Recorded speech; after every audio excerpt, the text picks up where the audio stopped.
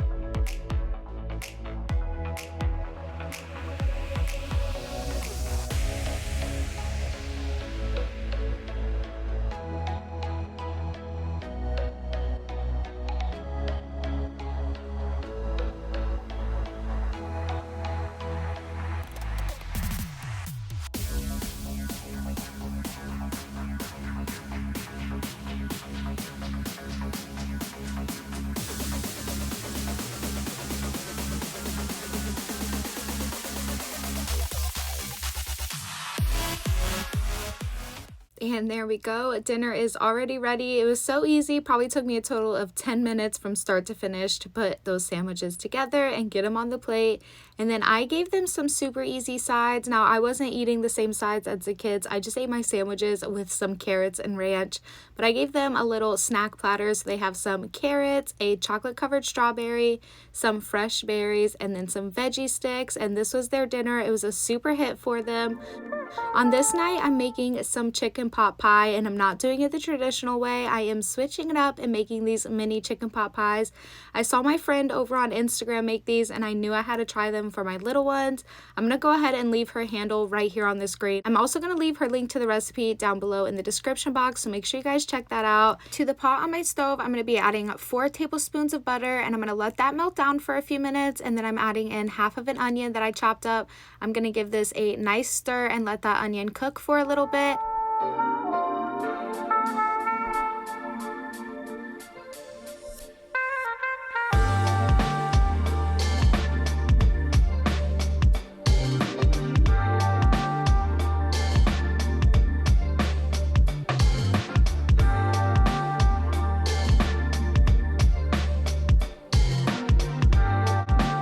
seasoned up that onion with some salt and pepper, and now I'm adding in 2 cloves of garlic that I have minced up, and I'm going to stir that until that garlic becomes fragrant, and then I'm adding in 1/4 of a cup of flour, and I'm going to mix that until the flour dissolves into that onion and butter. Once that comes together, you'll be able to tell it starts bubbling really nicely, and then I'm adding in 2 cups of chicken broth, and I'm doing this very slowly, making sure to mix as I go so that there is no clumps from that flour in there. And then you'll add in 1 cup of heavy cream.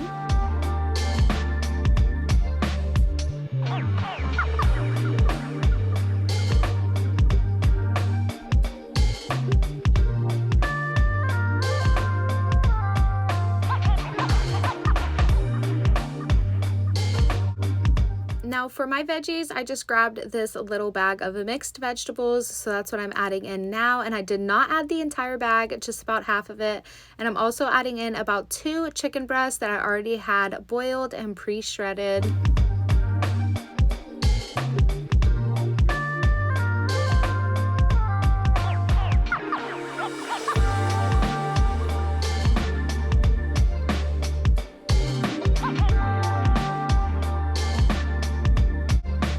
Now, I let mine thicken up for quite a while on the stove. I think I had it on the stove for a total of 25 minutes, just cooking all together on a really low heat. Now I'm seasoning it up with some salt, pepper, and some Flavor Gods garlic lover seasoning. You see me using this all the time, and if you want a discount code, check out my description box. I'm also giving this some paprika, some parsley, and giving that a good stir.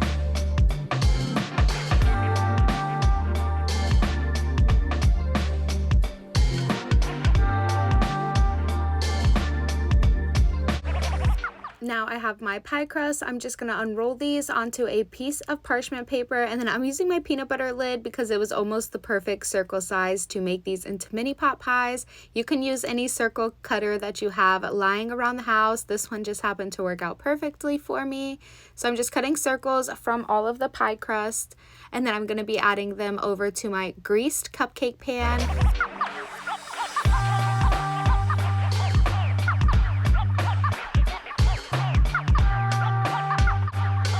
I am cutting strips out of the leftover pie crust just to use for on top of my pies a little later. You'll see that later on, but this is not a necessary step. It was just to use up my extras. You can use these up anyway. Now you're gonna stuff your little pie crust in that cupcake pan. I'm just filling it with some of that mixture, and I went back in and added a little bit of the juices on top because my mixture seemed a little dry inside the cupcake pan. And then I'm gonna top each muffin with those little strips that I showed me cutting out, and then these are gonna go in the oven at 375 for about 25 minutes, and they turned out so perfect. Your family is gonna love these. I hope you guys try this one out.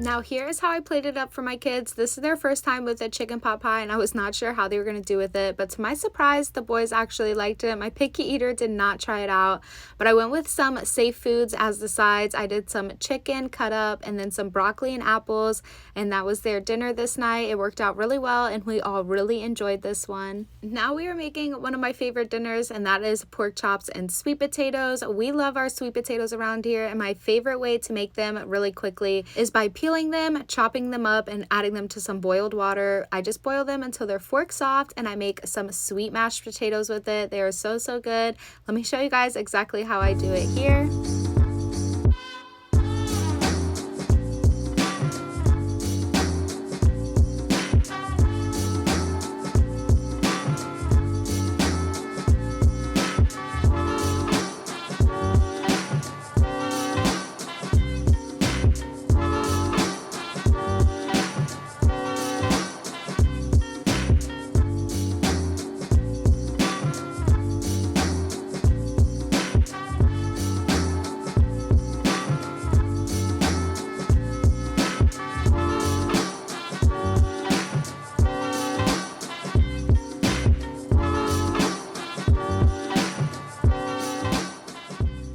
So like I said, I just boil those until they're fork soft, and now I am adding in some butter and mashing those up all together. I'm also going to be adding in a good amount of brown sugar to this. Oh, and I went back in with some more butter. I guess they were a little dry. And that is how I make my mashed sweet potatoes. We all really enjoy these here. It is super simple, but such a staple here in this house.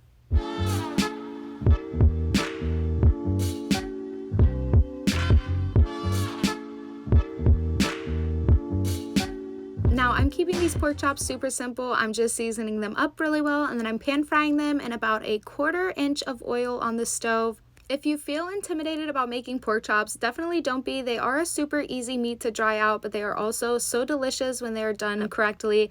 You want that internal temperature to hit 145, and that's when you know your pork chop is done. I like to do it on a pan in the stove and a little bit of oil. This is just how I prefer it, and I flip them constantly to make sure that they are cooking evenly.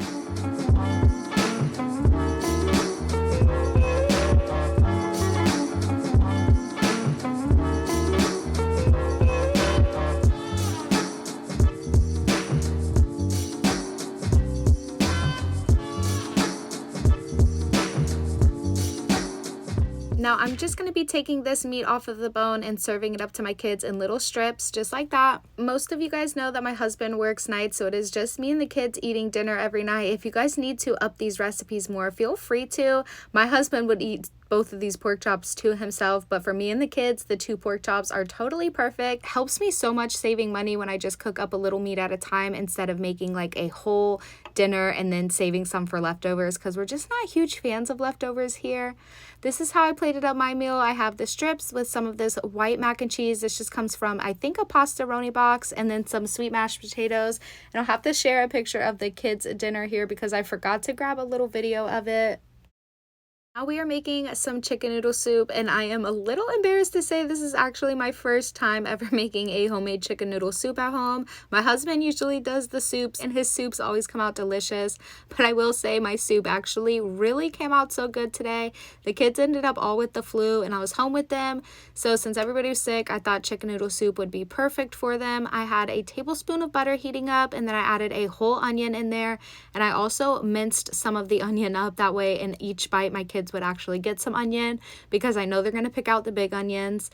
I'm also adding in about 5 or 6 baby carrots. That's all I had on hand as far as vegetables, so onions and carrots it is.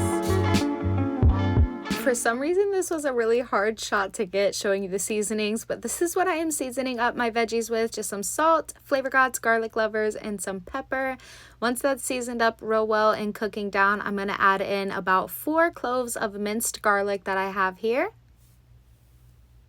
Once your garlic starts to become fragrant, you're going to want to start adding in your liquids. So I wanted about 5 or 6 cups of liquid, but I only had 3 cups of chicken broth. So what I did was the 3 cups of chicken broth that I had, and then I added in about 1.5 cups of some water, and that's all I added into the soup until a little later on when it started getting a little dry. I did go back in with about another cup of water.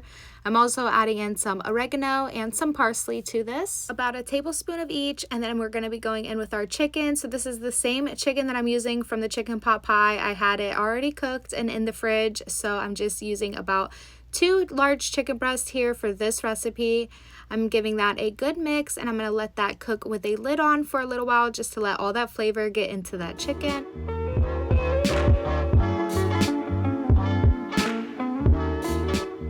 And there's me recording for my social media. If you guys aren't following me on my social media, like my Instagram, Facebook, or TikTok, then make sure you guys follow me. I'll have everything down below in the description box. I would love to have you guys over there. My following is getting so big, and it's been so much fun meeting so many new people across these platforms. Now, I didn't have very many pasta types on hand, so I grabbed this pasta from a box, and I just went to go dump the whole thing in there, and I decided that it was way too much pasta in there, so I took about half of the pasta out. So I only was left with about 1 cup of uncooked noodles.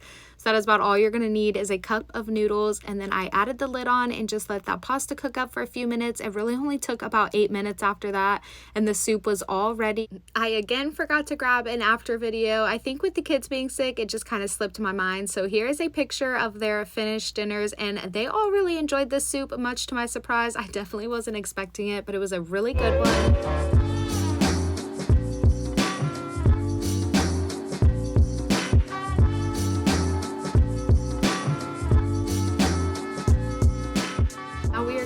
making one of my favorite pasta dishes, and that is shrimp and broccoli Alfredo. I have always been a huge fan of pasta, but Alfredo just hits different for some reason. I'm using some large raw shrimp that we have from Target, and then I have some penne pasta for lack of a better pasta for this one. This is definitely not what I would have preferred using, but it's what I had. And then I have some heavy cream, some garlic, fresh Parmesan, and some broccoli.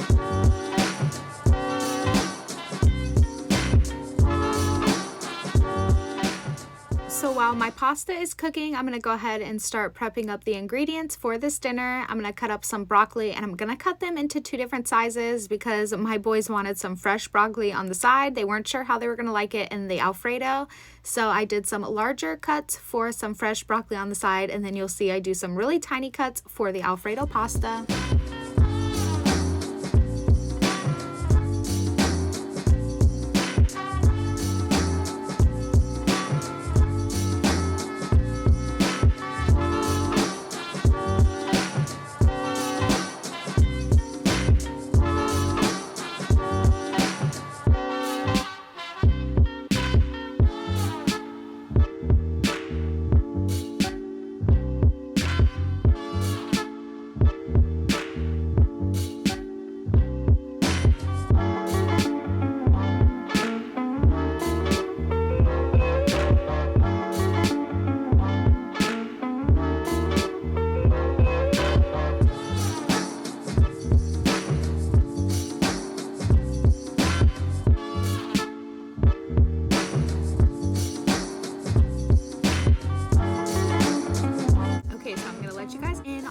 Secret that I didn't want to share with you, but here I am anyways. I chopped up all this garlic to add to my chicken and broccoli Alfredo, and I completely forgot to use it. Once I was done cooking this entire meal, I was cleaning up the kitchen and I saw my little jar of garlic sitting there, and I was like, no way, I forgot the garlic in my pasta.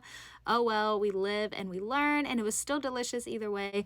Now this is how I cook on my shrimp. I just start with a really hot pan and I add the shrimp directly on there with nothing underneath it because I want to pull all the moisture and water out from the shrimp. And then I'm seasoning it up with some salt, pepper, and some blackened seasoning.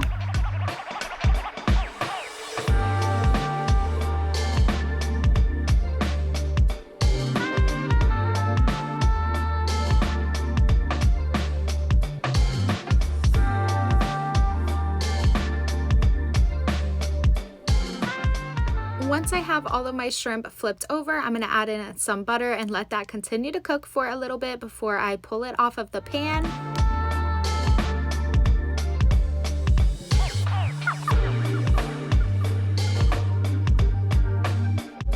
Now to that same pan over low heat, I'm going to add in half a cup of heavy cream. This is all I had, otherwise I would have added in a full cup of heavy cream. But with the heavy cream, I'm going to add in a half a cup of milk.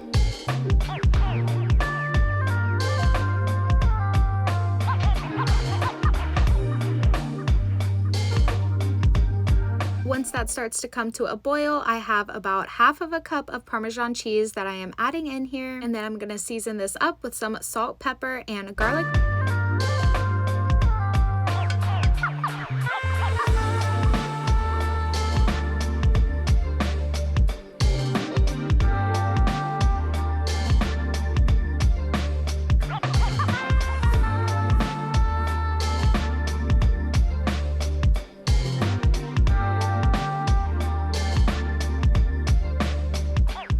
Now I'm adding back in my shrimp, and then I have my little bits of broccoli, which I have already steamed a little bit just to make them nice and soft for this. I'm adding that right on top, and then the noodles are also going to go in here. I used about 1 cup of cooked pasta. I'll give this a good stir, and then I'll serve it up with some Parmesan on top, as well as some more blackened seasoning for myself. And this was such a winner for my whole family.